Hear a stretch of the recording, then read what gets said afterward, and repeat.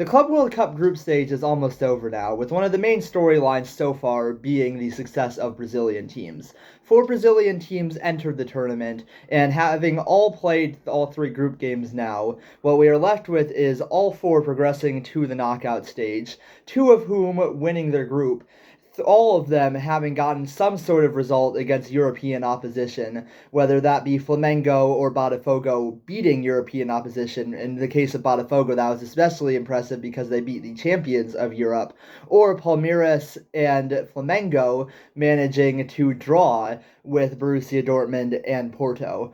Now, Botafogo did lose to Atletico Madrid. Despite that, they still managed to progress from the group on goal difference, winning 2 out of 3 games, and they're the only Brazilian team that has lost a match so far.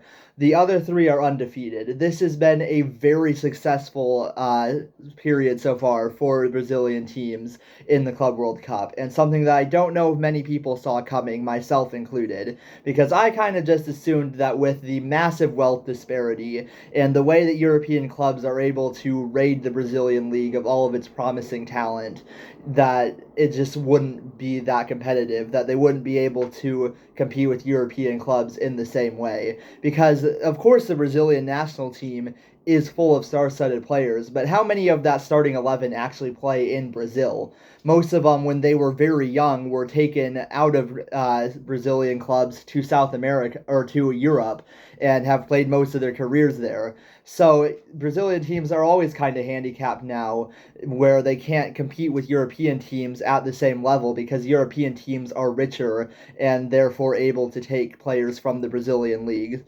So that means that Brazilian teams should be struggling more than they are, or at least so the narrative goes.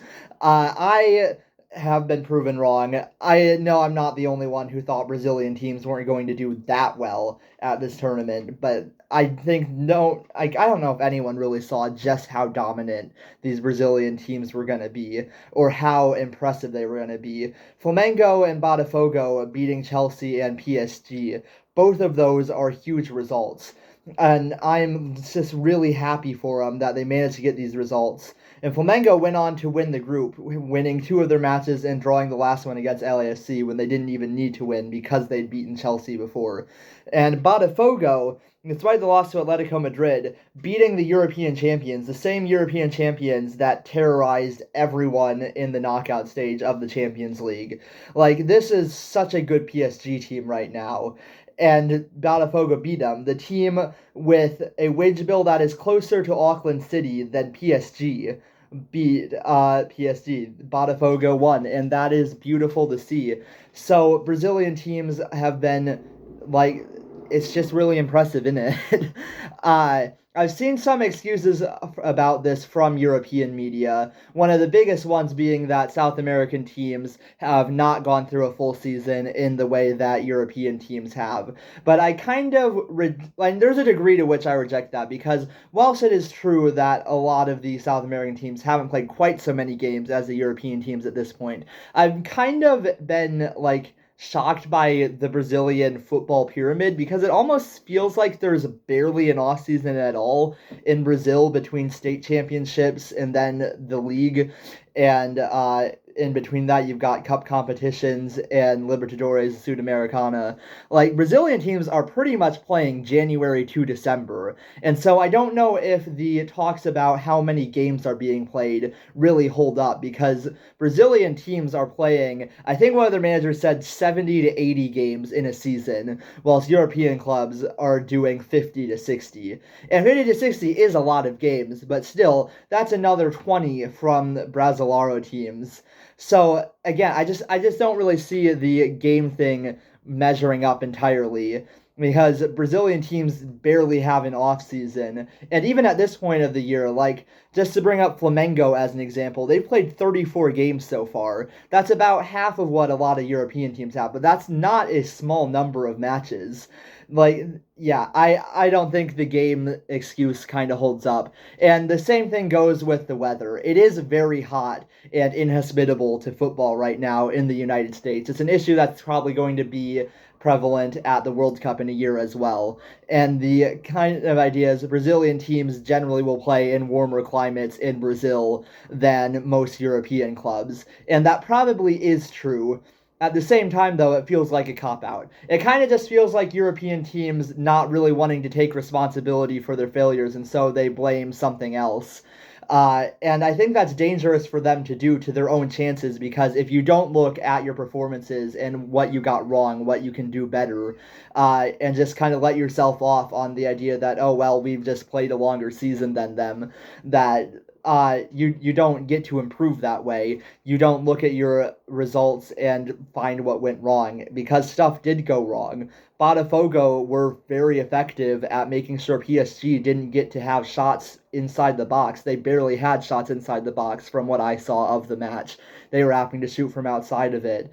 Flamengo just played a better game than Chelsea in like just about every metric. Plus, it doesn't help when your striker's an idiot and gets himself sent off for a stupid challenge. Like, this isn't just like some fluke. This is Brazilian teams winning because they are playing well, and certainly in the case of Flamengo, playing better. And probably the same goes for Fluminense and Palmeiras in draws with Porto and Dortmund.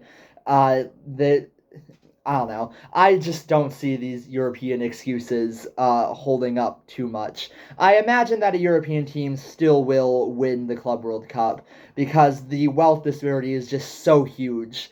That being said, this has been a welcome surprise to see Brazilian teams doing so well, and I'm really happy for them. This does seem to mean a lot more to these Brazilian teams than European ones, and maybe that does make sense. Like, the whole Brazilian system seems to kind of be like gradually moving up the pyramid almost, where you start at state championships, and then there's national and continental football, and so the next logical step is the world.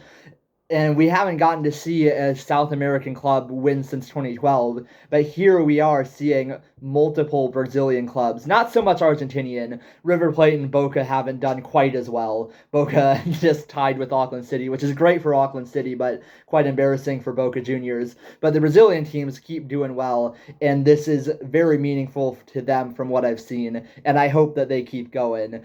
And I hope that the European teams lose because with the wealth that European teams have, they shouldn't be experiencing this. And I kind of feel like this is some sort of karma for rating Brazil of all their best players. And the excuses they're having to trying to kind of like have a cop out for their losses, I'm not buying too much. I think that a lot of these Brazilian teams have just played better games than them so far. And whilst I still do think a European team probably will win, I am absolutely loving this Brazilian success, and I hope it continues.